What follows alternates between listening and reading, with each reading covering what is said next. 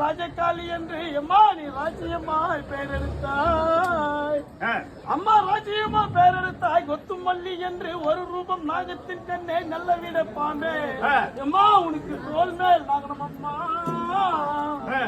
அம்மா உனக்கு தோல் மேல் நாகனம் அம்மா. துணி மேல் புரண்டாட மார்பேல் நாகனம் அம்மா. மடி மேல் புரண்டாட அம்மா உனக்கு 5 தலை நாகனம் அம்மா.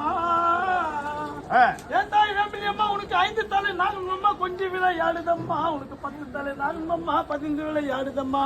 அம்மா உனக்கு சேசான் குடப்பிடிக்க சேசான் குடப்பிடிக்க சென்னாக ஆடு வெட்ட உனக்கு 3 முக்காவு கொடுக்குவோம்மா. ஓஹோ